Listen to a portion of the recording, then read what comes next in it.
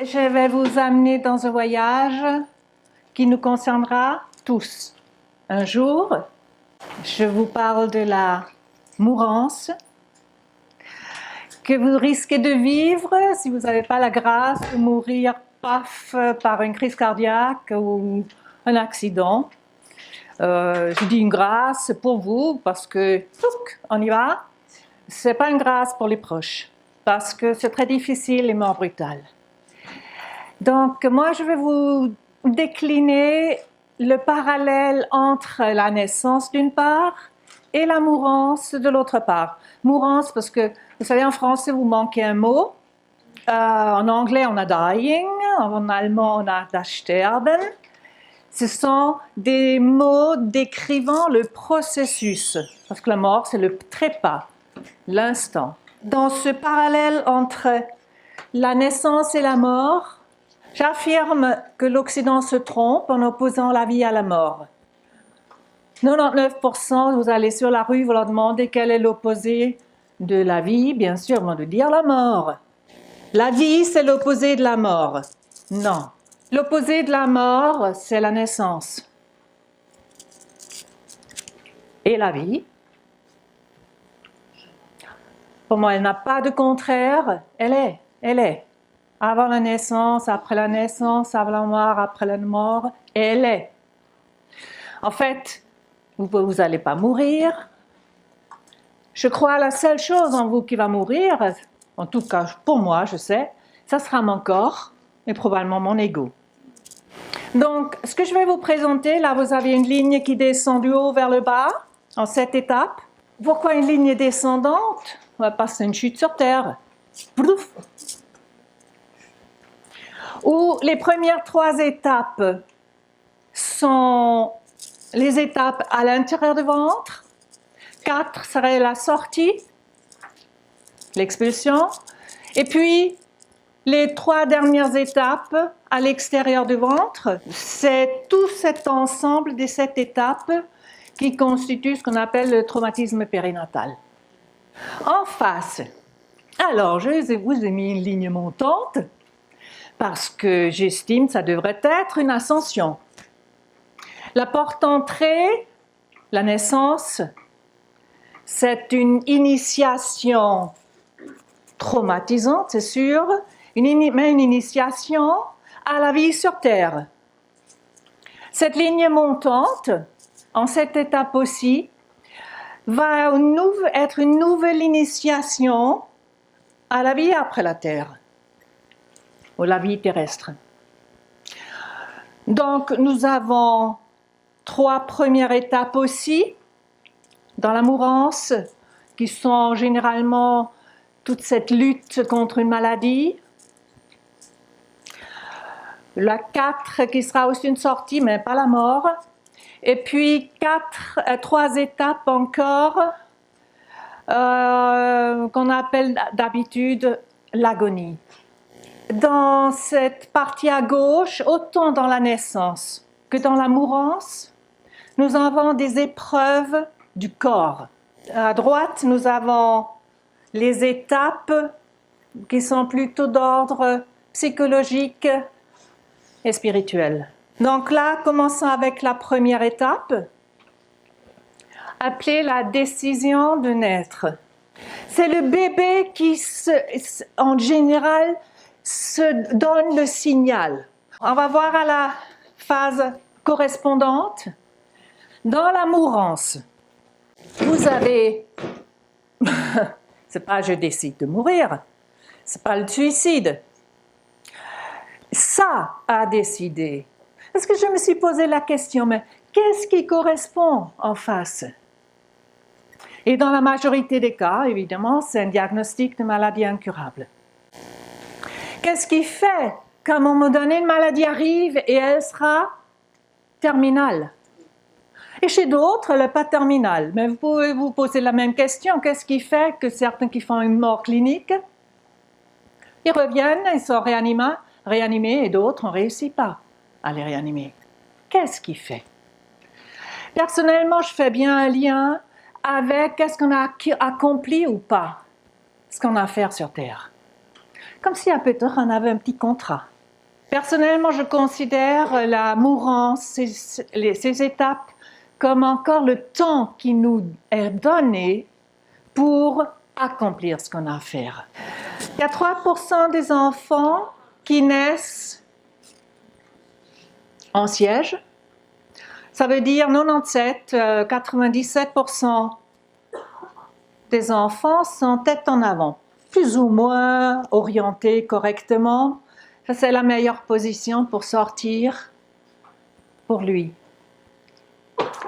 Alors, je dis en boutade, un peu à la louche, 97%, 97% des gens de l'autre côté sont en siège et 3% tête en avant. Donc, question à vous, vous serez dans quel clan? Je connais très peu de gens qui, lorsqu'ils ont une maladie terminale, qui disent « ça y est, c'est l'heure, on y va ». Je sais de Kita Malache qui, elle, un jour a dit à Bernard Monteau, parce qu'elle vivait avec lui, c'est une vieille dame de 85 ans, elle lui disait « ça y est, j'ai tout fini sur terre.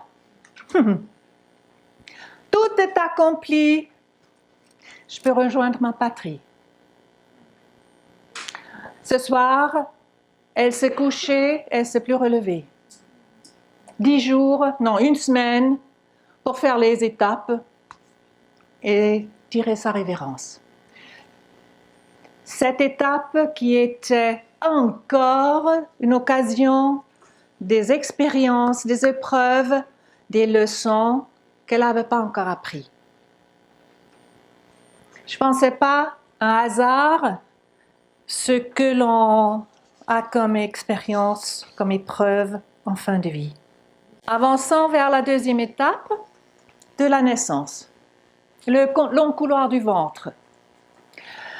C'est la phase des contractions non expulsives. Quand nous avons mal, que faisons-nous? On s'écrispe. Et donc, qu'est-ce qu'une mère fait quand elle a mal au ventre? Elle serre les fesses, elle serre des cuisses, elle serre partout pour se battre contre cette douleur. Et on lui demande juste l'inverse, détends-toi. Me cause toujours, hein? C'est pas évident. C'est-à-dire que d'aller et se détendre, aller avec, se couler dans cette contraction, c'est-à-dire aller avec l'épreuve, au lieu de vous battre contre. Qu'est-ce que nous avons en face? Eh bien, des contractions de la fin de vie. Et ces contractions de la fin de vie sont liées donc au processus de la maladie qui avance. Et ce processus qui va nous enlever morceau par morceau de notre fonctionnement, de nos capacités, de notre autonomie, de notre force.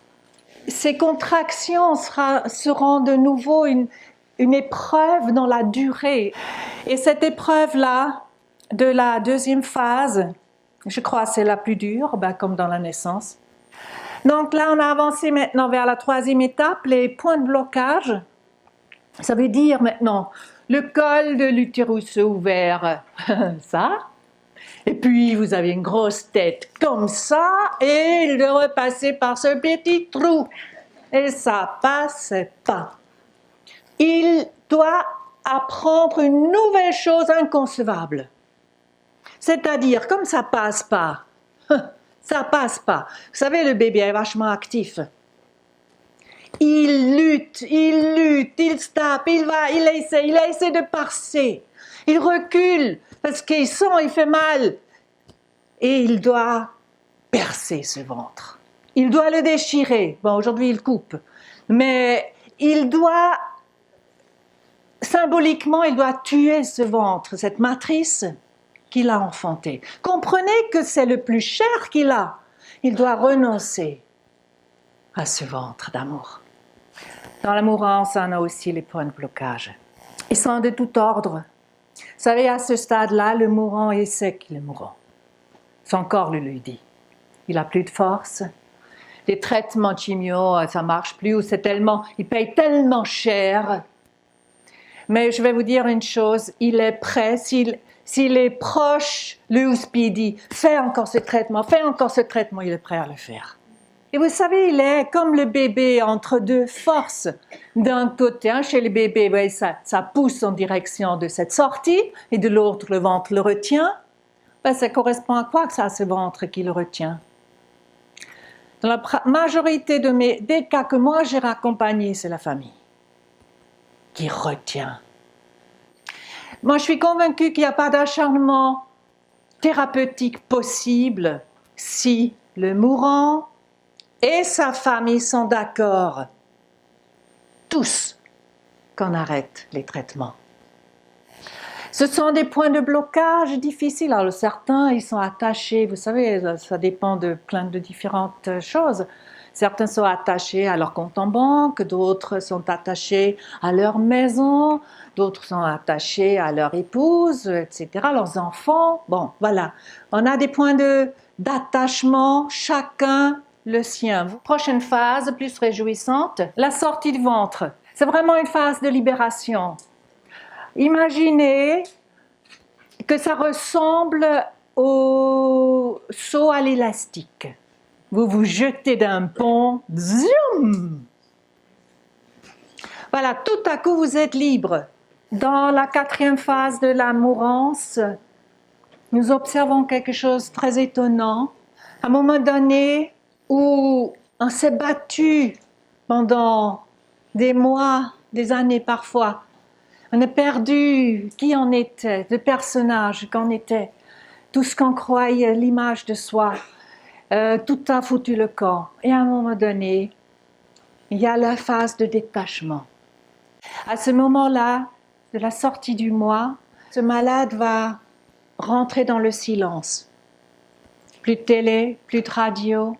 Il a plus envie de voir du monde. Quand le j'ai, je possède ceci ou là, je fais, toutes ces formes par lesquelles nous existons, quand ça disparaît, apparaît le je suis, l'être. Et on peut trouver ces états d'être déjà avant.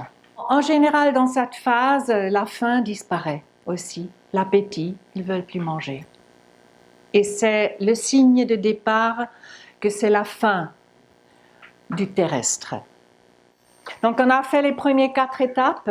Regardez, le bébé, dans cette première partie de la naissance, il est obligé de perdre la matrice pour gagner la conscience du moi. Et dans la mourance, perdre son corps, oui, pour gagner la conscience d'être. Venant à la 2e partie de la naissance, alors je vais rapidement traiter ensemble parce que ça fera un tout pour comprendre qu'est-ce que le bébé vit. Venons plus à la 5e étape. C'est la phase où, alors 5 et 6 seront entremêlés, inchangés, peu importe. Je les ai mis comme ça dans cette séquence, en les distinguant. Là, c'est l'arrivée des soignants. C'est le gynécologue, c'est la sage-femme, puéricultrice, en fait des personnes infirmières qui sont là pour accueillir ce bébé. C'est vrai, aujourd'hui, on met en général le bébé sur le ventre de la maman. Il est submergé par toutes ces sensations qui lui arrivent sans filtre. Le problème dans la naissance, chez la majorité des salles d'accouchement, c'est que ce bébé est un objet de soin. Il découvre une humanité, vous et moi, qui est à un endroit dans son corps et avec sa tête tout ailleurs, dissociée. Là, nous avons changé, nous avons à parler à cet enfant. Jusqu'à il y a peu de temps, on croyait encore le bébé sentait rien. Et on faisait des opérations sans anesthésie. C'est en train de changer quand même. On progresse. On s'est rendu compte combien l'enfant sent et capte dans l'intériorité de ceux qui s'occupent de lui. À tout sentir. Phase 6, cruciale.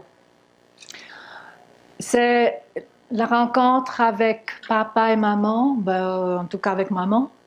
Découvrir maman à l'extérieur et papa. Et c'est là que la psychanalyse corporelle nous a enseigné combien l'enfant sent qui sont ses parents. Il perçoit, vous savez, l'échiquier familial. Plouf, on arrive et on va prendre une place. C'est pas celle qu'on aurait choisie, mais c'est celle qui nous a attribuée. C'est une telle brûlure pour l'enfant de découvrir cette imperfection humaine qu'il va trouver son premier mécanisme de défense, qui sera le départ du moi, parce qu'il va se construire en défense contre cette souffrance. Chacun a la sienne, l'abandon, trahison, rejet, enfin, ne pas être vu, pas entendu, etc. Alors toutes ces 7 étapes constituent le traumatisme périnatal qui nous donne une personnalité unique, parce qu'il n'y a pas de naissance égale à l'autre. Même des jumeaux qui naissent être premier ou deuxième, c'est pas la même chose. On perd notre grandeur, on perd, vous savez, c'est pour ça que j'appelle ça aussi, c'est un géant en esprit, parce que pas dans la tête, parce que moi je mets l'intellect dans la tête, le mental, mais c'est un géant en esprit au niveau du ressenti, de ce qu'il capte, de ce qu'il sent, c'est un géant. Progressivement, il va perdre cette grandeur en se barricadant de plus en plus à travers l'enfance, jusqu'à ce que devient assez insensible. On a mis sa jolie carapace appelée personnalité ou moi. Il faut que je vous parle de 3 étapes suivantes de la deuxième partie de la mourance. Je me suis souvent demandé en accompagnant, et notamment donc dans ces phases, les dernières phases de la mourance qui sont de l'agonie, qu'elles m'ont rappelé ce qu'on dit des NDE, des expériences de mort imminente. Seulement, évidemment, il y a encore la dimension corporelle qui est présente, mais c'est par intermittence qu'ils y accèdent à ces états de conscience. Je les formulés en 4 étapes. La première, c'est la sortie du corps. Et puis, il y a une phase de bilan de vie. Et en même temps, c'est aussi ensemble, c'est très intriqué.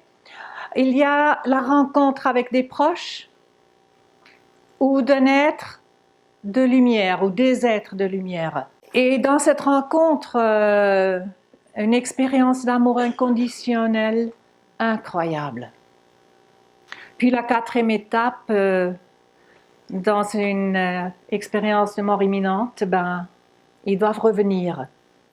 J'ai trouvé intéressant de lire de 2 infirmières anglaises qu'elles ont fait vraiment un parallèle entre la NDE, Near Death Experience, et ce qu'elles appellent Nearing Death Awareness, NDA.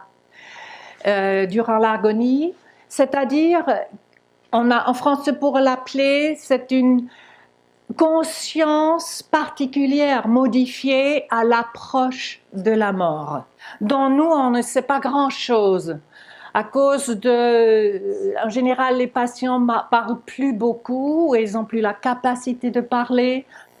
Ce que j'ai observé dans mes accompagnements, je pense qu'il y a aussi un bilan de vie. Par exemple, une maman qui avait dit « Jamais je veux plus revoir ma fille. C'est une pute, c'est une indigne, elle m'a trahi. » Elle a demandé qu'on l'empêche si jamais elle venait à l'hôpital. Quand elle rentrait dans l'agonie, elle ne pouvait pas mourir. Elle était agitée. Et puis, à ce moment-là, heureusement, il y avait quelqu'un qui savait que cette femme, elle devait être dans une nouvelle perception de ce qui a dû se jouer entre elle et sa fille. Et que peut-être leur dissension, leur querelle, leur lutte, leur haine, tout ça, elle sentait qu'elle était concernée. Il fallait qu'elle puisse la rencontrer encore. Et donc, on l'a appelée, eh bien, celle qu'elle ne voulait pas voir avant, encore dans la phase 3. Elle est morte en sa présence. On a un bilan de vie, on voit sa propre imperfection. Et moi, j'aimerais vous dire, apprenez à chérir vos imperfections. Essayez de se comprendre. Cette démarche, on a à la faire envers nous. Il y a des témoignages, je vais vous dire, alors qui voient des êtres de lumière. Il y a des témoignages, notamment aussi, de ceux qui voient leurs proches. Et ce ne sont pas des hallucinations. Et donc, quand un mourant vous dit « Maman m'a visité », ne lui dites pas « Oh mais non, maman est morte depuis longtemps, elle n'a pas pu te visiter, tu te rends compte ?» J'avais une patiente agnostique, elle croyait rien, disait « Une fois morte, tout fini, terminé ». Quand elle était dans ses dernières phases, elle disait « Aujourd'hui, mon frère aîné est venu me voir ». Elle a eu la défilée de tous les 5 frères, tous morts avant elle. Ça ne l'étonne pas la moindre du monde. Tout à coup, elle réalisait que les morts viennent, et puis, moi j'appelle ça le comité d'accueil. Et à la toute fin, elle était dans son lit, les yeux écarquillés comme ça, et elle n'arrêtait pas de dire que c'est grand, que c'est grand. Bon, agnostique avant, après elle voyait dans l'invisible. L'amour inconditionnel qui arrive, et puis la mort, eh bien oui, c'est l'ouverture des sens, c'est la sortie du conducteur de la voiture, et on laisse la voiture derrière qui ira à la décharge. Et là, on a de nouveau, si la deuxième partie de la naissance disent que on gagne la conscience du moi, la deuxième partie de la mourance va nous apporter la conscience du je suis. À ta naissance, tu as pleuré et le monde se réjouit. Vis ta vie de telle sorte que à ta mort, le monde pleure, tandis que toi, tu te réjouiras. Voilà, je vous remercie.